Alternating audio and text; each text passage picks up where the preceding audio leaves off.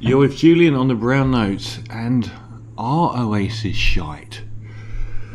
So last year I did a piece which was universally loved by all, which is Oasis Are Shite, which basically was, and by the way, it's about 63% of people liked it.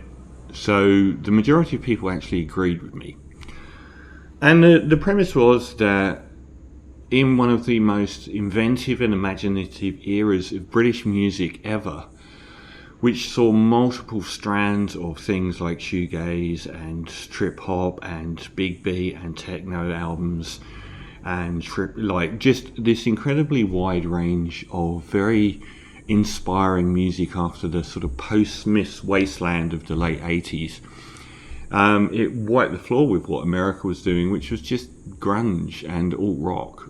It was an incredible period. The Oasis were a much lesser band than the Smiths or the Stone Roses. Musically, songwriting, lyrically, arrangements, they were the populist version.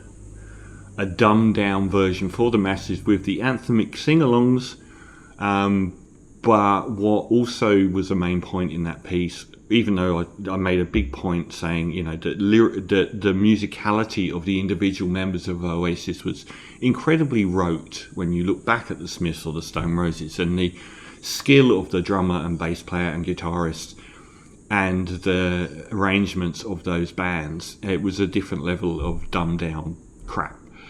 And they basically killed off this. They were the most representative band to kill off that incredible era of music and turn it all into Britpop. And then Landfill Indie and all of these horrible Ocean Colour Scenes and cast bands that came after Oasis were, piling out this dreadful music which Chris Evans, the popular DJ, loved, and led to this wasteland of music. And that they weren't very good live. They were dreary. I saw them at Glastonbury 95 and they were very dreary. So I said, at the end of my piece, I said the one ironic thing about the Oasis tour being announced, where they've absolutely ripped off their fans criminally and clearly knew what was coming, and that's obscene what they did. I think in Australia it's like $600 for a ticket, and they weren't even good live.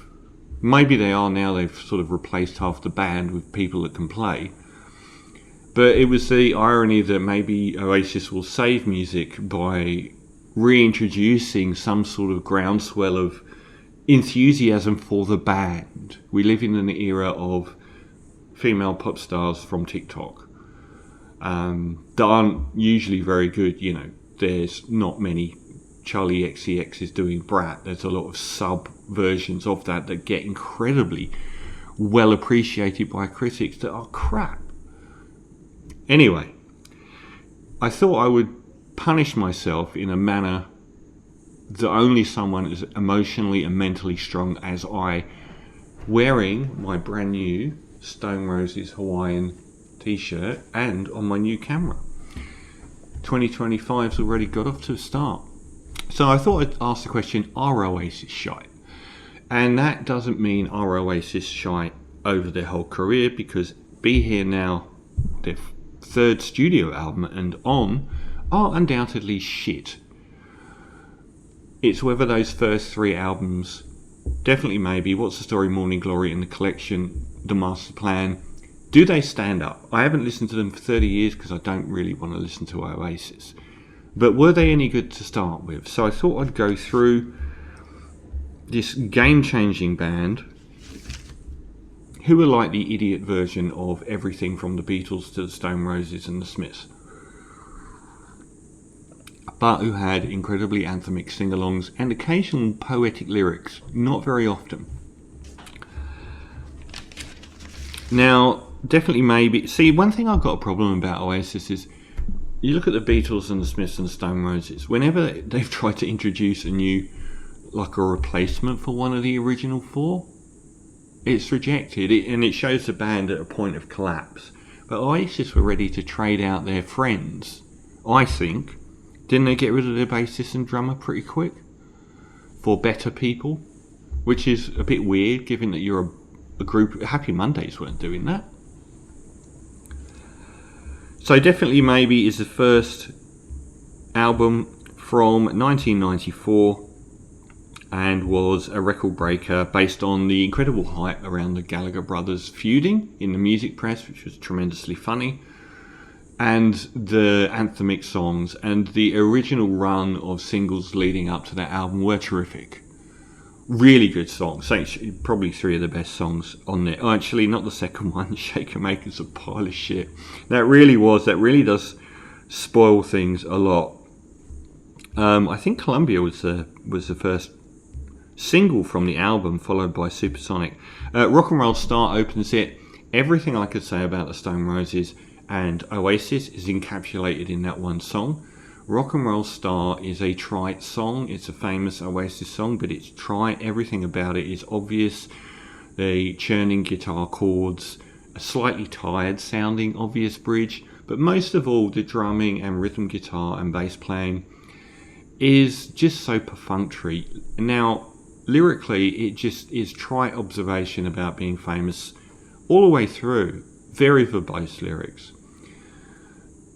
Now, you listen to I Want to Be Adored, which also opened the debut album by the Stone Roses. You listen to that bass line, that descending spidery guitar line, that metronome tick and explosion of the drums. The fact the lyrics are basically, I don't have to sell my soul, he's already in me, I want to be adored. They achieve so much greatness compared to this perfunctory chant-along song. There's nothing musically interesting in Rock and Roll Star. It is a pretty great song, but it's just very obvious. And it, Liam saying "shine" is probably its high point. The coda's pretty decent on Rock and Roll Star. It's about the most interesting element of the whole song. Shaker Maker is pretty bad. Gibberish. It's just got like nursery rhyme lyrics, which they've done so many times. My first guitar chord changes. Why do both these songs need to be 5 minutes long? There is no reason on God's green earth that these songs need to be either Rock and Roll Star or Shaker Maker need to be 5 minutes. They're done in 3 minutes. They don't need to be this long. I've got down here that the bridge is fabulous. I don't know why, I can't remember. Now we go on a run of actually pretty amazing stuff. The third track, which was a single that came out just before the album, Live Forever, is utter classic rock perfection, and even managed to be unintentionally poetically enigmatic. Lately, did you ever feel the pain in the morning rain as it soaks you to the bone, is so much above the child's nursery rhyme crap of the first two songs. It has an immaculate guitar solo, perhaps Noel Gallagher's finest, that is just perfection, ringing in emotion, hits every part that it should so well. And it's even got a majestic coda as well. It's a terrific song, and it's followed by Up in the Sky, which is one thing that Oasis continually do. It's the Smiths doing the Stooges. They do that on so many songs, where they're like on What Difference Does It Make, or The Queen Is Dead. The Smiths do this Wild Wild Blitz, which is a bit Stooges like. That's like half of Oasis's music over these three albums. Lyrics are awful, but it's a reasonably good song. The first single, I believe, Columbia, I wonder if that has been misspelt with a U, because they were trying to go cocaine-y, but actually spelt Columbia with a U instead. It's got a good heavy guitar churn, closer than much of their stuff to shoegaze. Decent chorus as well. It's a great track. Everyone in the band sounds good on it as well, rather than this. Their music can be incredibly compressed at times. Then we go from there to Supersonic, their best ever song for me. Absolute lightning in a bottle on every level, from that crunching powerhouse drum intro and that really heavy rhythm guitar power chord riff is magnificent. The chorus and bridge is spectacular, absolutely mind-blowingly good. It's nonsense lyrics, but they all actually sound like they're not just tossed off to fit a song. They actually sound like they actually have some deeper meaning to them. And the riff itself, that is the greatest riff of Noel Gallagher's career. It's a magnificent song, their best. I think it's a better song than Live Forever. So quite some run through the middle of the album. And so Bring It On Down, track 7, again the Smiths Wah Wah Blitz Stooges again. Pleasingly heavy, actually. And it's a lot interesting how much of the guitar music on Definitely Maybe is very heavy churning guitar music, much more so than what Britpop would offer. I think you've got the shoegaze guys going hell for leather with guitar noise on one side, and you've got the likes of Blur and Pulp on the other side, where guitars are often quite noodly and safe. But these early Oasis tracks really did have heavy guitars.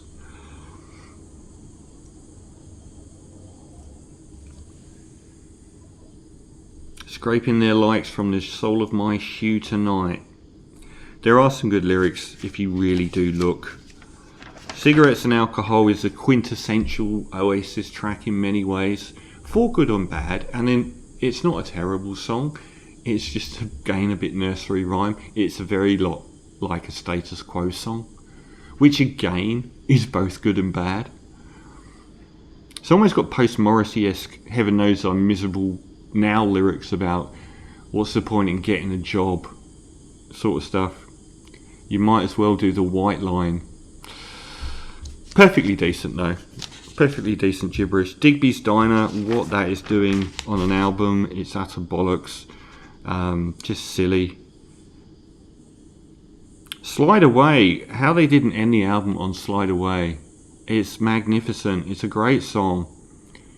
Bit of a champagne supernova percussive maybe. Trite lyrics though, but they sound good. And it's sort of like the middle ground between Live Forever and Supersonic. It's a great track. I think it's the longest on the album. And I'm surprised it didn't end on that, but Married with Children is actually reasonably a delight, given it is got the bitterest lyrics. Your music's shite, keeps me up all night. The most Beatlesque song on the album, not much of the album is Beatlesque at this stage, which is very interesting because they get called Beatles rip-off artists, but only really Live Forever is a Stones rip-off. It's not a Beatles rip-off, but there isn't really anything else. I did think that the last track did remind me a bit of the Beatles. As an album, it is heavier than you expect, thematically consistent, cohesive, well paced with its highs, far less annoying than I expected, and they sound like a band more than they would subsequently. I'm going to give it a 9 out of 10 for Definitely Maybe, and I'm going to say they need an 8.5 for Oasis to be considered great. Anything below 7 cumulatively from these 3 albums, and Oasis Are Shite, or more accurately, Oasis were shite at their best. So their running is a 9 at the moment. Everything was in place for What's the Story Morning Glory to become one of the biggest British albums of the entire era, which it indeed was. So What's the Story Morning Glory came out in 95, which was a good turnaround considering the amount of fuss they caused with their debut album. They came straight back with it. And we'll go through the tracks on that one and see how good or bad it is. Some people say that it isn't a patch on the original. Great to see them giving a shout out to the legendary British music artist Gary Glitter on the first track, him getting a writing credit on this 23 million selling album to look after himself in his old age. On the opener, Hello, more of that. Stooges, what difference does it make? Smiths Wah Wah Blitz again. It's a better song than Rock and Roll Star, honestly. One thing that is a problem here, and I think on the album, and I think with the band in general, is that when the songs are very loud, the production's very dense, and here it sounds a little bit over compressed. And it's notable that this song, which I said was better than Rock and Roll Star, doesn't last for 5 minutes. It gets what it needs to be done in 3 and is much better for it. Roll With It is like the archetypal, terrible Will This Do Oasis song. It existed to fight Blur with their song Country Roads. So the Oasis Blur battle of 1995 was the Barbenheimer of its day. Probably the most, I think it was pretty much the only event of its kind where two competing artists that hated each other, even though they didn't really hate each other, the intellectuals of Blur, the middle class intellectual world of Blur, the working class football hooligan world of Oasis, would release a single on the same day to fight for the number one position. It was terrific fun, absolute fun. Country House is also bloody awful, but has a really beautiful middle eight, but it's just as crap as Roll With It. Roll With It is like an AI generated Oasis song. Everything about it is just so Will This Do. It's terrible. And then we move on to an incredible run. Number 3, we get Wonderwall, which is the kind of song that almost makes an album unplayable. Given how many times you've heard Wonderwall, given how often Wonderwall is symbolic of, you know, an obnoxious guy with a guitar at a party playing a song. It's the Stairway to Heaven of Love Will Tear Us Apart. I will not elaborate on that any further, but it occupies a similar place to U2's With or Without You, or the Maps song by Yeah Yeah Yeahs, and it's this universally emotional song. And they're first really to have that soundstage. It's obviously that I think the new drummer Alan White was used to great effect on the much more sort of sympathetic and complicated percussion on this track. It's just whether or not you can listen to it out of context with it being a song that you've heard 10,000 times. I saw today that the following track, Don't Look Back in Anger, has just got 1 billion streams on Spotify, but Wonderful's got about 2.4 billion streams already. And it points to an emotional maturity that I didn't see on that first album at all. So you go from Wonderwall and the next song's Don't Look Back in Anger. So it was a 1-2 punch. It was pretty unrivaled, even amongst much better bands. Noel on vocals, prominently for the first time, which really did open out the band. I think those two songs really opened out what Oasis were capable of. That Wonderwall's acoustic soundstage, maudlin balladry, and then you've got Noel on lead vocals, and it did make them seem like a more wide-ranging proposition. It's as majestic a 1-2 as any of their contemporaries have ever had. Stand up beside the fireplace, take that look from off your face might be the most Coronation Street working class lyric in UK history. It's a terrific song, and it's the equal of Live Forever, undoubtedly. It's a fantastic track. You can't knock it. It's also responsible for Robbie Williams' Angel, and that again has sparked an entire different world to Landfill Indie that deserves to be shot. The pub sing-along song. After that, Hey Now's a pretty ordinary, though uneventful, fairly reasonable song, but a nice breakwater between those two totemic moments. Again, how do you listen to the album when you've got Wonderwall and Don't Look Back in Anger back to back? Untitled, known as Swamp Song, will appear on the final album I'm going to look at, which is the Masterplan. It's only 40 seconds here. You want it to go on a lot longer. I'm surprised it didn't. Some might say was a weird choice for the first single from the album. It's the closest they got to a shoegaze wall of sound, almost ride sounding song. Great chorus as well, very memorable lyrics, almost a bit Teenage Fan Club.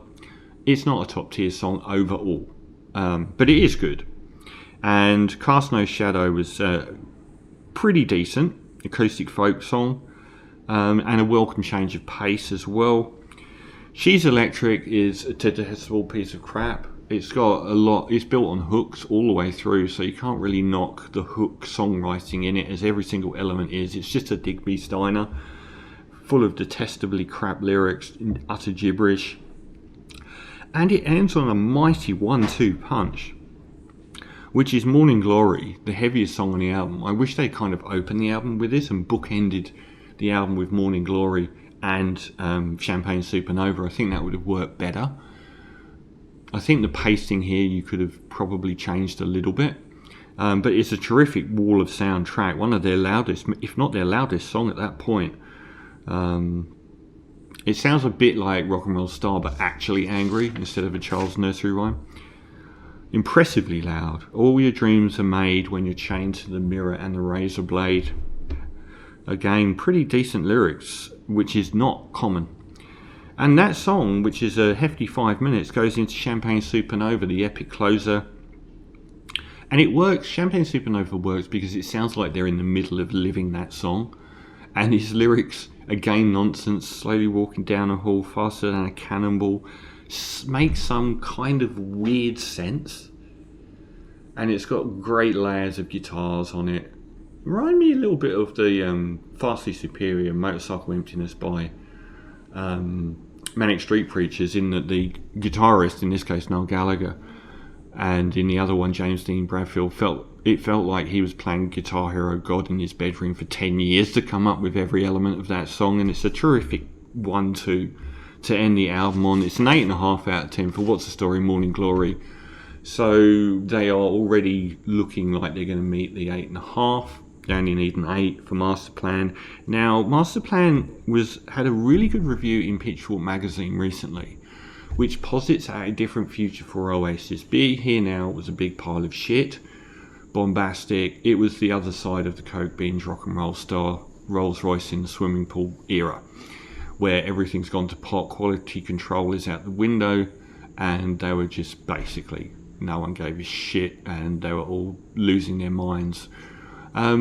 But Pitchfork reviewed Masterplan, which, is it called Masterplan or The Masterplan? Sorry, I'm just going to bring it up. I think it's The Masterplan. And that came out as a collection, which was a collection of songs that Pitchfork said if this had been Be Here Now instead of Be Here Now, they would have remained this incredible band. And they would have deepened their emotional weight. And the songs are much, much better than what's on Be Here Now. That's without a doubt true. It isn't quite as amazing as I remembered, and it's got a lot more naff songs on it. But we'll go through. It's a home of a lot of great songs. Where is it? I'm just going to have to type it in.